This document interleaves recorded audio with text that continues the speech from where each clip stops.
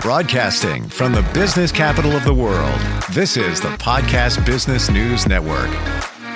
And welcome back, everybody. Cannabis is changing lives. People are feeling better with health issues, emotional issues, and things are changing fastly when it comes to cannabis. We're going to learn more about it, and that's through the first and only certified living wage recreational cannabis dispensary in Canada's capital. And he is the owner and founder of that. And he's Clayton Armstrong, and he joins us today. Hey, Clayton, how you doing? Awesome. How are you doing? Fantastic. Now, your company is called goodnaturecannabis.ca. And when we say certified living wage, what does that mean? So there's an Ontario Certified Living Wage Network, and what they do is by geographic area, they will determine the cost of living and what you need to survive. And we're not talking about retirement plans and things like this. This is the basics: food, shelter. You can take a vacation, say camping or something, nothing crazy, but you're able to live and not worry about putting food on the table, clothing on your back, medical, dental. So that is set by them. So in my province, and then in Canada's capital, it just went up to $21.95 an hour. And to put it in perspective, minimum wage just went up to $17, I believe, in the city. So a huge gap between minimum wage and a living wage in Canada's capital. Amen. That's the living wage is the way it should be, because it's the reality of what it takes on the basic level to live in an area. And of course, all areas are different, be it a province in Canada or whether it's a state in the United States. Minimum wage doesn't make sense in my mind. It really doesn't.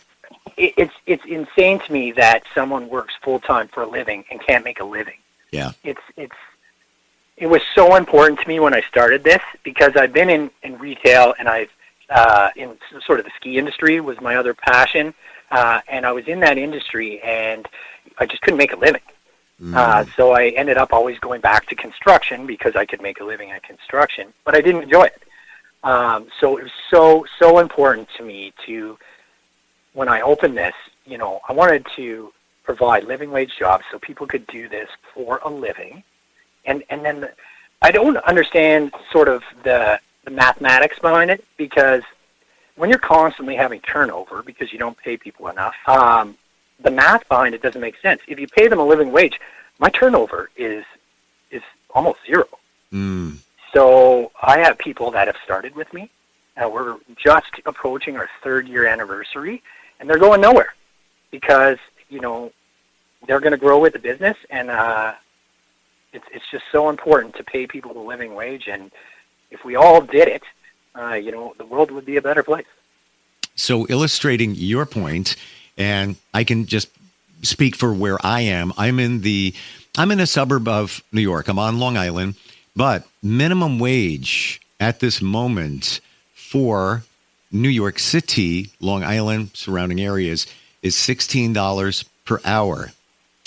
If you wanted to rent a 2-bedroom, 1 or 2 bathroom apartment, you are absolutely not paying anything less than $2,500. Typically, you might get lucky. You're living in somebody's basement.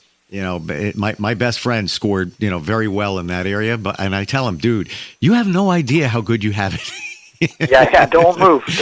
Yeah, and he complains sometimes about the landlord, how she can be a pain in the butt and all of that. I was like, I love you. Shut up. You have no idea.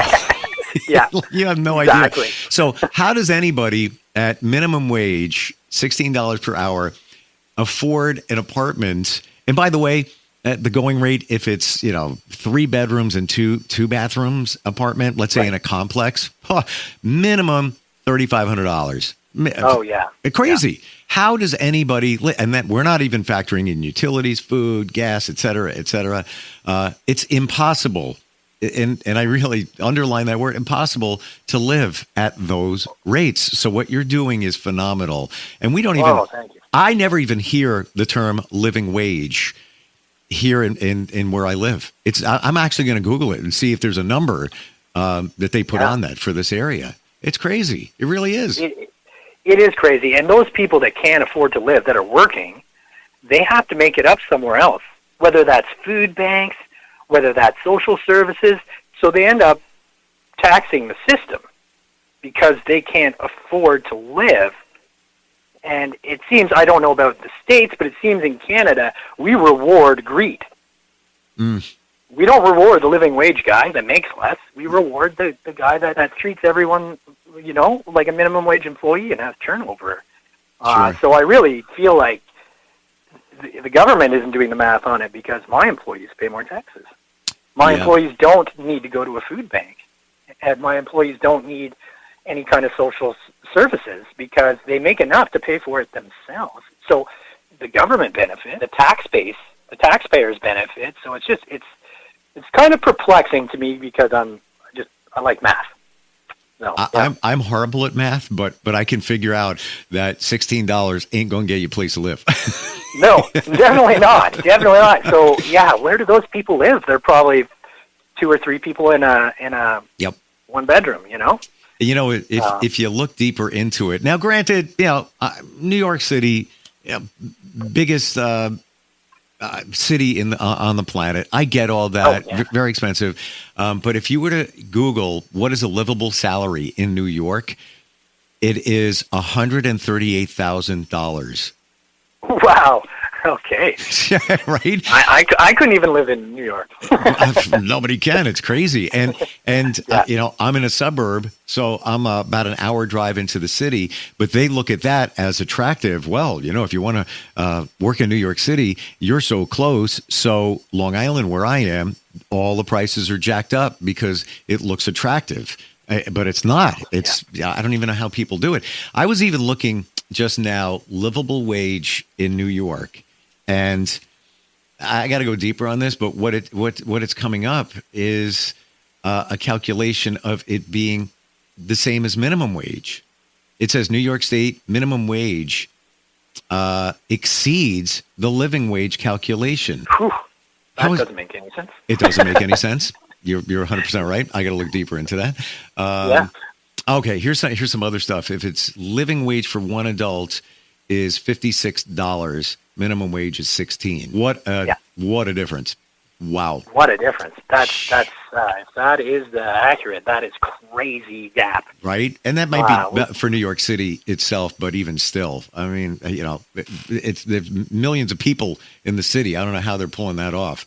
Crazy. Well, New York is, like you say, it's the Mecca. It's super expensive. That would be like Toronto or Vancouver. Here is. Vancouver's crazy expensive in Canada, but I know it's big and it's a huge gap in a lot of them, and I just don't know. Employers everywhere are screaming they can't find people to work, and same here. I say the same thing to them all. Have you tried paying them? Mm-hmm. Wow. They all kind of look at me weird when I say that. Well, that's you want loyalty. You need to pay for loyalty or some kind of incentive. I want to get to your company and the products, but I have one question about Canada because I've always wondered about it and really I've never dug into it. Healthcare. So, big concern, big expense. Right. And it's my understanding that in Canada, the government picks up your healthcare. What can you tell us? Partially. It's not as rosy as you think. So if you went to the emergency room, you would be covered. But any medication after that, any prescriptions, none of it's covered. So they pay for the doctor visit. They pay for any procedures, but no medication. So they partially pay for it. Up here in Canada, I wouldn't have it any other way. I think sort of healthcare is a human right, but it does have its problems. We're kind of overloaded. We're kind of taxed. It's a huge wait in the ER rooms here in Canada. We have doctor shortages. So a lot of our doctors go to the States because they can make more. And Wow. it's hard to blame them when there's such a gap between, what a healthcare provider in the U.S. gets paid and a healthcare provider here gets paid. But I think, we're working to try and rectify it, I hope. And but I will say, if you're going to die here in Canada and you go into the ER, oh, man. I went into anaphylactic shock one time, and I did not wait. I went straight in. I was in a triage unit. There were 7 doctors and nurses around me, sticking me with everything you could imagine. And, there's no bill. Wow. So, truly, if you're in a life-threatening situation in this country, they are going to take care of you. Well, that's wonderful. Wonderful to hear. It's not that way here in the States. And long story short on how it works, a lot of states, you have to go through the state to get your health care. And if you have a minimum salary, they'll pick up a portion of it or 100%. But the numbers are very low. I believe if you make over, $30-something thousand a year, then you start paying into your insurance. And surely, if you're making like $100K, which isn't a lot if you look at like the New York City area or the suburbs around it, again, rent is $3,500. Right. You have to pay full freight. They do not pay for you. And even in the emergency room situation, I'm not 100% sure how that works, but you need insurance. You need something. You know, it's not like they're going to say, all right, we got that. I'm glad you're okay now. You can leave. Right. And I've heard you're going to owe them at least when you leave. Right. Kind of thing, yeah. You're not leaving until we get in your wallet. Yeah. What you said, though, with the weights in Canada, I've heard the same thing. thing. Yeah. So it's just because we have a doctor shortage, like a family doctor shortage. So everyone for everything is going to the hospitals, and it's causing insane. I got a cold. Well, I shouldn't probably go to the hospital, but lots of people do. So for you told us at one point that you were in construction, and what got you into creating Good Nature Cannabis? Well, as I said, my big passions in life were skiing and cannabis. They kind of go hand in hand for a lot of people. That was my 2 passions. I was always a lover of the plant. I was definitely self-medicating before, being someone with ADD. Cannabis helped me focus, helped me kind of calm down, I guess would be the word. And it changed me in a beneficial way. So I was always sort of on the medical side saying there's benefits. Let's, look at this again. And it shouldn't be illegal. And then, the government did come through. And I know there's lots of people that don't like our prime minister right now, but that is the one thing he did do. That is good. He legalized cannabis in this country and created $1 billion industry that wasn't there before. It was there before, but there wasn't any tax dollars going in, right? So now they get taxes, and hopefully they can use that to benefit everyone in the country. I know federally in the States you're still not there, but the States have a little bit more power. But, so I was in construction, and I was actually working for a company called Ottawa Commercial Interiors, and we were building dispensaries for customers. And I met some of the customers, and I thought to myself, there was one customer in particular, lived with his parents, no business experience whatsoever, no education in business, no retail experience. And talking to him, I said, oh, my God, I got to open a store. I managed a ski and bike shop in Ottawa here, and I managed a ski and bike shop in Kelowna, BC for years. So I have that retail base. I also have been building stores, so I know exactly what I'm doing in the build part. My wife, who is my biggest supporter, and I just can't say enough about her, is a commercial interior designer. So, the recipe was there for success. So my wife supported it, and, we invested in it. And, there was probably the first 6 months that we were open, my wife would talk me off the ledge daily. Everything's on the line, right? It's scary. But, I saw the opportunity. My wife saw the opportunity, and we went for it. So. Well, good for you. And and so wonderful to hear that your wife fully supports you, because you're blazing some trails there with it being a living wage dispensary. When you say it's a certified living wage recreational dispensary, what does that certification mean?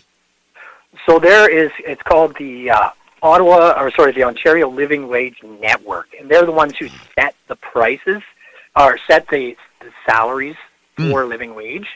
And basically, you sign a contract with them saying that you're going to pay your employees this.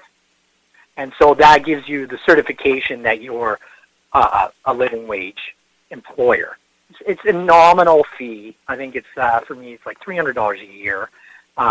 Totally worth it to be on their map and just be one of the last time I looked, there was 4 of us in Ontario, which is the most populous province in Canada. And there's only 4 of us. And I think the last time I checked, there was over 1,800 stores in the province. Oh, my gosh. Wow. So a little bit of a gap between living wage and non-living wage employers. It just seems that, Clayton, you have this drive. If you're going to do it, you're going to do it right. Would you say that's accurate? Absolutely. And I always felt I wanted to be a benefit to society, and I always felt like I want to make the world a better place.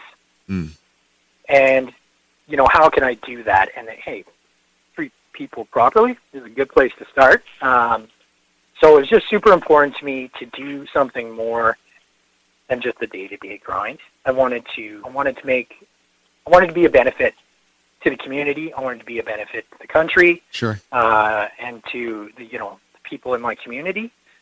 So a sense of purpose is so rewarding and so beneficial. It more than has paid for the cost of being a living wage employer. So what does that feel like? Get lots of props from other employers and staff from other employers. So what does that feel like to you? Literally at the end of the day, or you put your head on your pillow, knowing that you've got people behind you that you're taking care of as best you can. What's that feeling inside? It makes me feel like my life is purposeful. And I feel just so blessed that I had the opportunity, and so blessed that it's been successful, and that customers gravitate, because if it wasn't for the customers, we wouldn't survive. Because there are people trying to undercut you left, right, and center, all the big guys. Sure. And in Canada, there is no exclusive products. We all have access to the same products. So you have to be different, and, this is how I'm being different, treating people properly.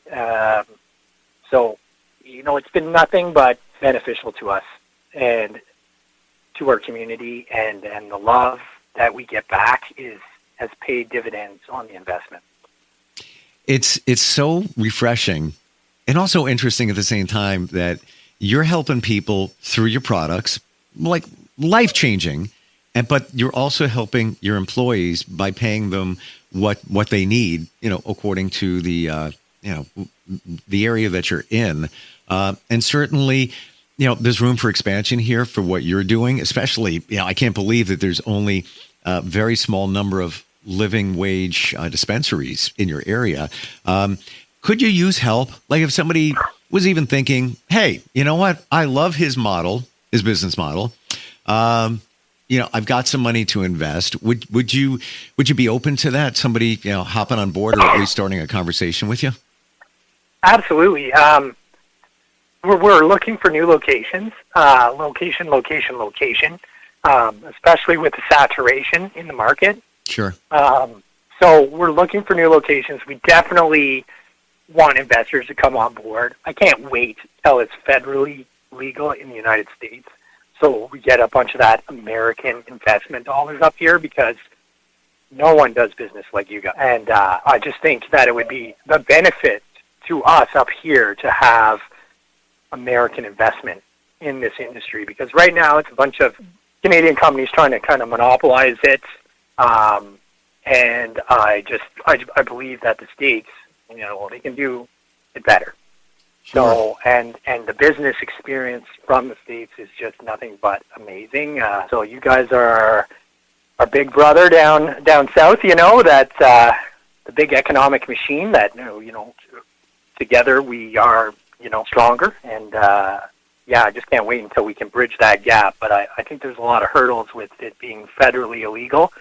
I know just to get a bank account here in Canada, a checking account for my store, there's only one credit union in Ontario that you could apply to. Wow. Because it's federally illegal in the U.S., which means if you did business with me, it's technically proceeds of crime and you would lose your license, your federal banking license in the States, is what I've been told. My knowledge. So we see some American companies coming up, but they're kind of licensing their product up here. They're not importing their product, right? They're getting someone to make it up here and kind of licensing it up here. So we are seeing a bunch of guys from California coming up, and it's exciting to see everything coming up from the States because, as I said, I have nothing but love for you guys down there. So amazing, and we look to you across the border as they got it all going on up there. Things are great in Canada, and then you look at it in the other way. So very refreshing talking with you today, Clayton. And thanks so much for having me. Yeah, learned a lot. The website for somebody to learn more, and I'm going to assume that they can contact you there as well. goodnaturecannabis.ca. Do I have that right? You got it. Cool. And side note, your former Prime Minister, Stephen Harper. My name is Steve Harper. So people would, I'm not even kidding. I would travel. People would get me confused. And my ex, her name is Lauren Harper. And your former Prime Minister's wife's name is Laureen. Yeah. So, wild. That's hilarious. Yeah. So I have a Canadian connection, I guess, in some regard. There you go. Super cool talking with you today, and wish you all the best and looking forward next time we get together. Awesome. Can't wait. Thank you. We'll be right back. You too.